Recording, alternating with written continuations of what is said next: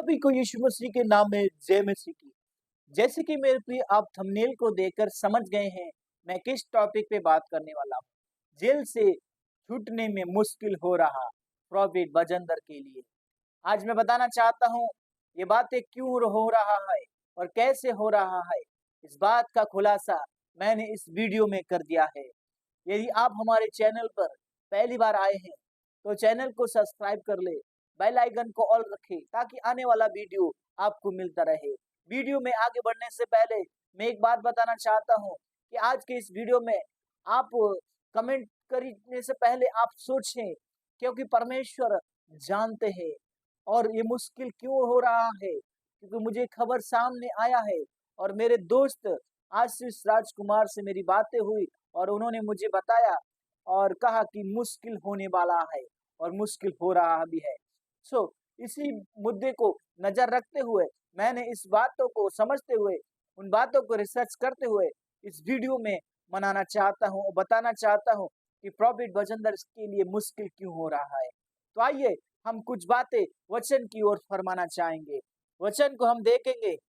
वचन में लिखा हुआ है, गलातियों की किताब 6:7 में लिखा है, धोखा ना खाओ, परमेश्वर ठट्टों में नहीं उड़ाया जाता, क्योंकि मनुष्य जो बोता है वही काटेगा। हालेलुया। आज मेरे प्रियो, हम देख सकते हैं जो हालात हैं, जो परिस्थिति है प्रॉफिट बजंदर सिंह के लिए, कि जो परमेश्वर को धोखा देते हैं, प्रभु को ठट्टा करते हैं, क्योंकि परमेश्वर ठट्टों में नहीं उड़ाया जाता है। आज जो परिस्थिति है, जो हालात हैं प्रॉफिट बजंदर सिंह मिनिस्ट्री को लेकर और उनकी मिनिस्ट्री को लेकर, उनके जीवन को लेकर, वो जेल में जी रहे हैं। लेकिन आज परमेश्वर उनको कहना चाहते हैं, धोखा ना खाओ, परमेश्वर ठट्टों में नहीं उड़ाया जाता, क्योंकि मनुष्य जो बोता है वही काटेगा। हालेलुया। आज वचन की लापरवाही के कारण से उनके जीवन में निराशा है, उनके जीवन में मुश्किल हो रहा है। आज बहुत सारे लोग हम देख रहे हैं, प्रॉफिट बजंदर सिंह के लिए मुश्किल हो रहा है। वचन की लापरवाही के कारण से, वचन को धोखा देने के कारण से, वचन पर ना चलने के कारण से। सो 8 वचन कहता है, जो अपने शरीर के लिए बोता है वो शरीर के द्वारा विनाश की कटनी काटेगा, और जो आत्मा के लिए बोता है वो आत्मा के द्वारा जीवन की कटनी को काटेगा। हालेलुया। परमेश्वर इस वचन के द्वारा आपको आशीष मिले। और मैं बताना चाहता हूँ, वचन की लापरवाही हमारे जीवन को बर्बाद कर रही है, और यही लापरवाही प्रॉफिट बजंदर सिंह और उनकी परिवार और उनसे जुड़े लोगों को बर्बाद कर सकती है। लेकिन मेरे प्रियो, में आपको कहना चाहते हैं और आपको बताना चाहते हैं कि परमेश्वर हमारे काम को जानते हैं, वो हमारे हृदय को जानते हैं, वो हमारे दिल और दिमाग को जानते हैं, क्या हम सोचते हैं, क्या हम पहनते हैं, क्या हम खाते हैं। लेकिन प्रभु कहता है, जो आत्मा के लिए बोता है आत्मा के द्वारा विनाश की कटनी का, लेकिन जो शरीर के लिए बोता है वो शरीर के द्वारा आशीष होगा। सो आज जो हालात, जो निराशा है प्रॉफिट बजंदर के लिए और उनसे जुड़े पासवान तमाम विश्वासी, उनके परिवार, उनके बच्चे, उनकी मिसेस और उनके भाई लोग, लेकिन मैं उनको प्रीच करना चाहते हैं, धोखा ना खाओ, क्योंकि परमेश्वर ठट्टों में नहीं उड़ाया जाता। परमेश्वर के साथ कोई छेड़छाड़ करेगा वो हल्की बात नहीं है, क्योंकि जो परमेश्वर को हल्के में लेता है प्रभु उसका न्याय करते हैं। इसी का मैं एक उदाहरण देना चाहता हूँ। दूसरा कुरिन्थियों 9:6 में लिखा है, परंतु ये बात है, जो थोड़ा बोता है वो थोड़ा ही काटेगा, और जो बहुत बोता है बहुत काटेगा। इसका मतलब यह है कि जो व्यक्ति प्रभु यीशु मसीह में विश्वास करता है, प्रभु यीशु मसीह को अपना जीवन दे देता है, प्रभु यीशु मसीह के वचन के साथ में अपने आप को लेके चलता है, वह परमेश्वर के योग्य है। परमेश्वर उसकी निराशाओं में, उसके जीवन में अपनी योजना पूरी करेंगे। हालेलुया। क्योंकि परमेश्वर कहता है, जो बहुतों के लिए बोता है वो आशीष का कारण, जो लोगों को निराशा में लेकर आता है वो ठोकर का कारण होता है। इसी का एक उदाहरण हम देखेंगे।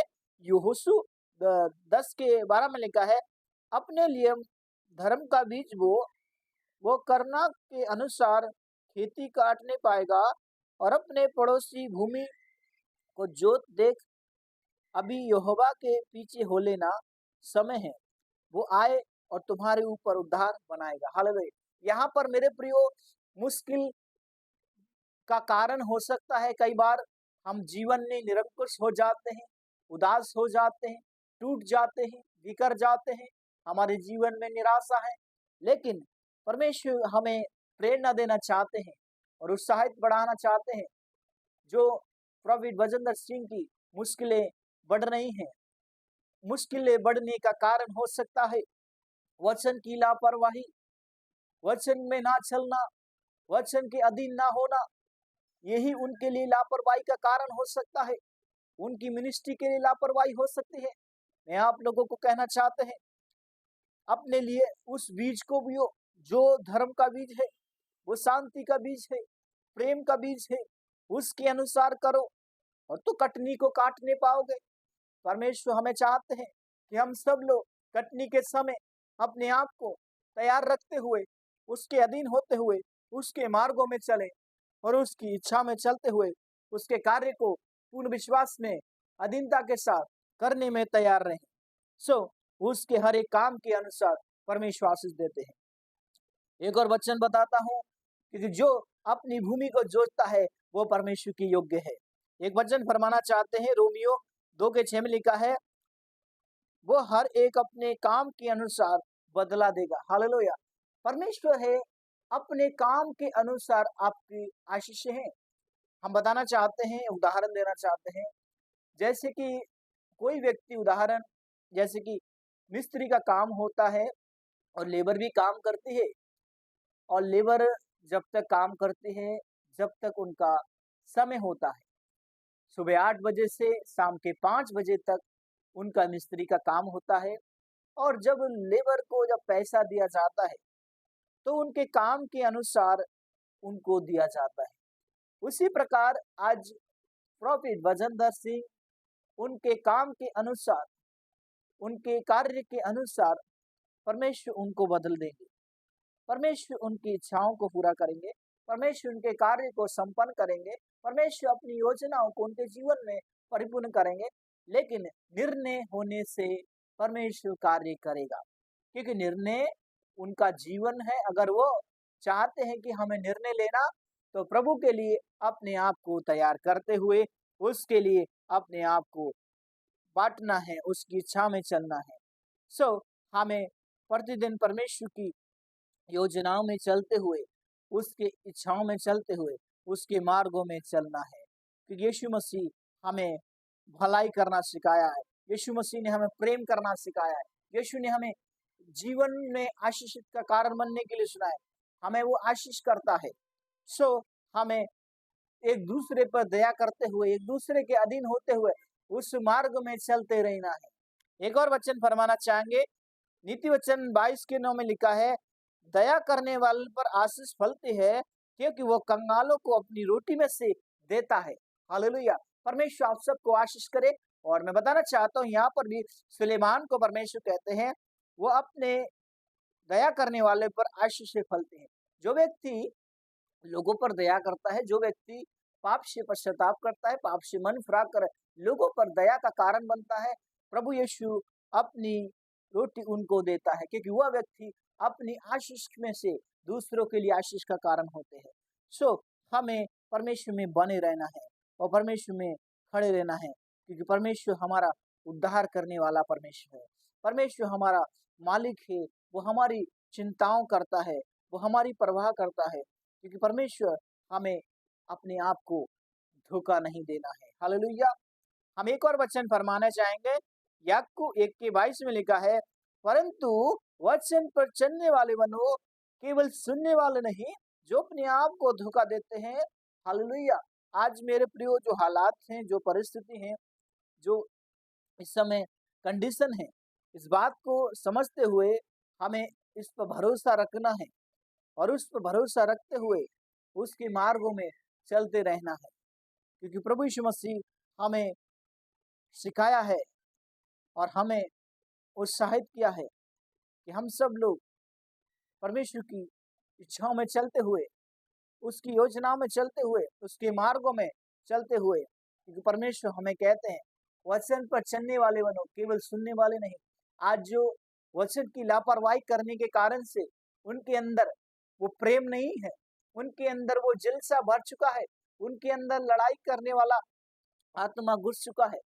सो मैं उनकी टीम, उनके पासवान, उनके पास्टर भजन के हर एक विश्वासी को, हर एक जुड़े पासवान को मैं कहना चाहते हैं, और इस वीडियो को आप ज़्यादा से ज़्यादा उनके पास पहुंचाने की कोशिश करें, क्योंकि इस वीडियो में बहुत ही इम्पोर्टेंट बातें मैंने बताई हैं।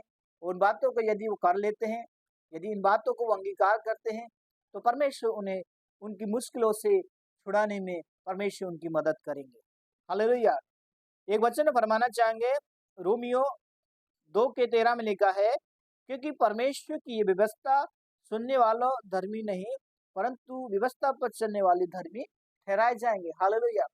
आज परमेश्वर की व्यवस्था पे जो व्यक्ति नहीं चलता है, ना ही उसको मानता है, ना ही उसकी इच्छा में चलता है, वो व्यक्ति धर्मी नहीं हो सकता, क्योंकि उसके अंदर वचन की लापरवाही कारण से वो धर्मी नहीं ठहर सकता।